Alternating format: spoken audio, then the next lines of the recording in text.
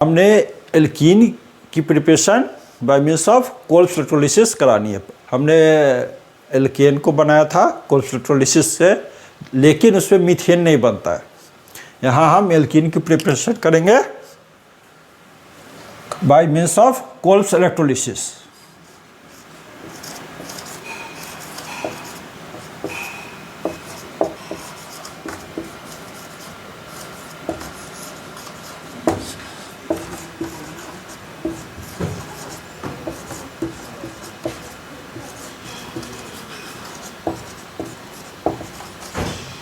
For the preparation of alkene, हम जब डाइकार्बोलिक acid की इलेक्ट्रोलिसिस करते हैं इसके सोडियम या पोटेशियम सॉल्ट को, तो बनता है एल्कीन। जैसे ये क्या है,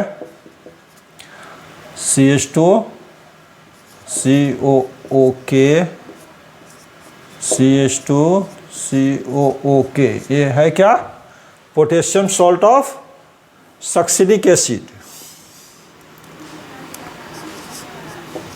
डाइपोटाशियम सक्सिनेट।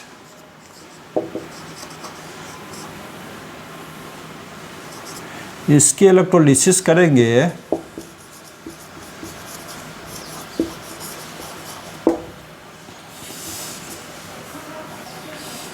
तो क्या बनेगा, इथीन बनेगा, CO2 निकलेगा, KOH बनेगा, हाइड्रोजन भी निकलेगा।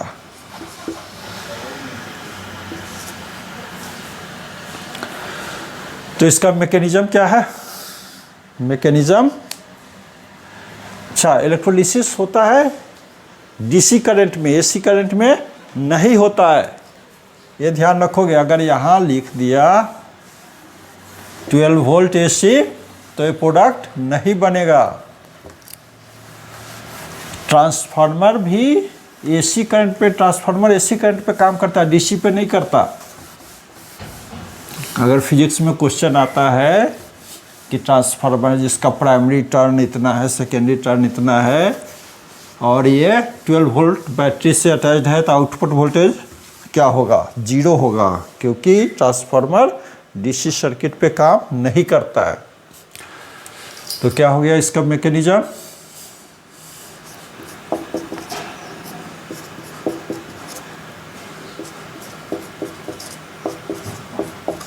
सोडियम सॉल्ट या पोटेशियम सॉल्ट कुछ भी लेंगे,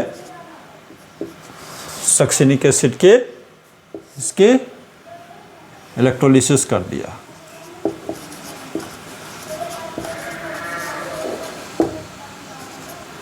इलेक्ट्रोलिसिस करेंगे तो आयन में डिसोसिएट होगा,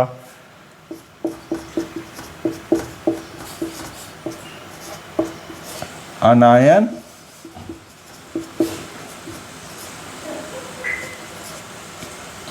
एंड केटायन में। अब क्या है, anion goes to succinate ion, anion goes to anode, cation goes to cathode. तो एनोड पे क्या होगा रिएक्शन,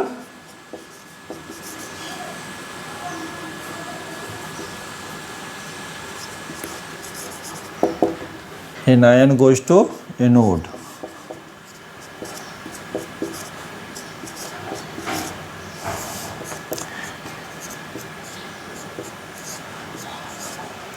इस पे ये तो पॉजिटिव होगा, इस पे कितना इलेक्ट्रॉन है,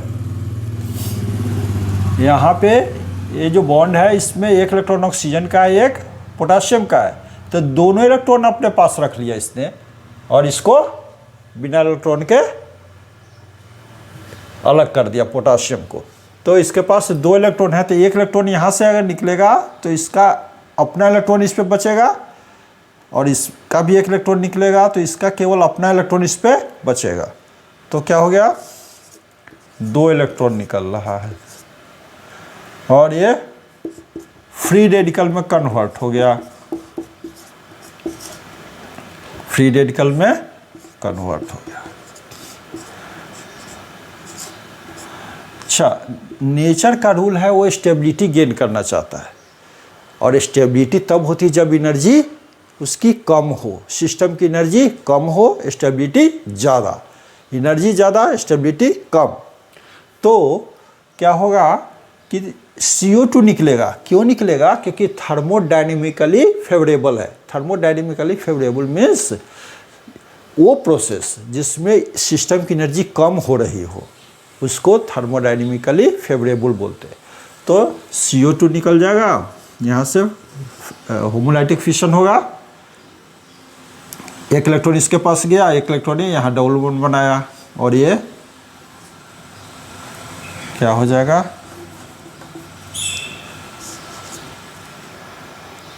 to CO2 plus CH2 free radical, CH2 ये बन गया। अब ये क्या करेगा? ये क्या क्या पॉसिबिलिटी है? ये डबल बॉन्ड बनाएगा,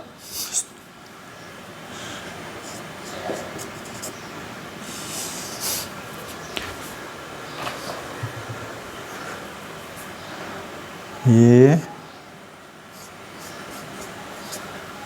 क्या करेगा?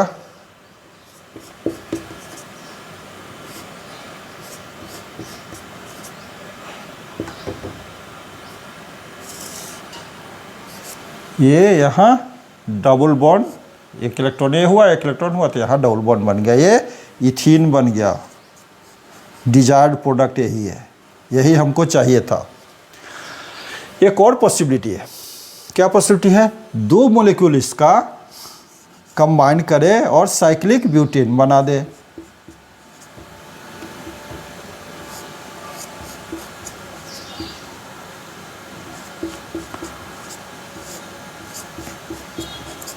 साइक्लिक ब्यूटेन बना दे। नहीं, ये इससे जुड़ गया, ये जुड़ गया, साइक्लोब्यूटेन बन गया। लेकिन ड्यू टू एंगल स्ट्रेन इसकी एनर्जी ज़्यादा हो जाएगी। तो एनर्जी ज़्यादा मीन्स स्टेबिलिटी कम, तो ये नहीं बनेगा, नहीं बनेगा, not formed due to angle strain.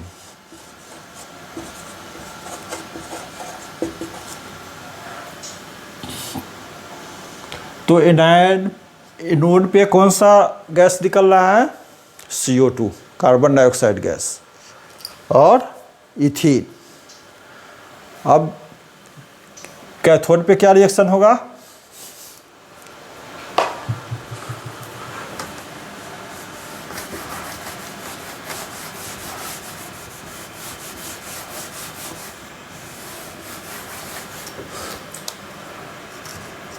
Eight cathode, तो कैटायन गोज टू कैथोड। इसको इलेक्ट्रॉन चाहिए, इलेक्ट्रॉन डिफिशिएंट है, तो यहाँ जो इलेक्ट्रॉन निकल रहा है नोड पे वो इसको मिलेगा, मिल गया, तो ये कन्वर्ट हो जाएगा किस में? और इलेक्ट्रोलिसिस कर रहे हैं तो उसमें वाटर तो है ही, तो क्या हो गया? KOH प्लस H2 निकलेगा।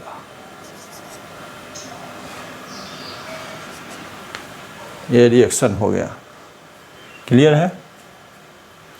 यहाँ पे इसकी पोटेशियम की क्या कर रहा है? इलेक्ट्रॉन ले रहा है, इलेक्ट्रॉन गेन कर रहा है, मीन्स रिडक्शन। यहाँ क्या कर रहा है? इलेक्ट्रॉन रिलीज कर रहा है, मीन्स ऑक्सीडेशन। कैथोड पे क्या होता है? रिडक्शन होता है, और एनोड पे ऑक्सीडेशन होता है। क्वेश्चन क्या बनेगा इस पे? कौन सा गैस कैथोड पे रिलीज होगा? हाइड्रोजन। जब पोटेशियम सक्सीनेट की इलेक्ट्रोलिसिस करेंगे तो क्या बनेगा? इथीन। किस पे निकलेगा? एनोड पे या कैथोड पे? तो एनोड पे। और इसके साथ एनोड पे कौन सा गैस रिलीज होगा? Carbon dioxide. This is about the Kolbe's electrolysis for the synthesis of alkene.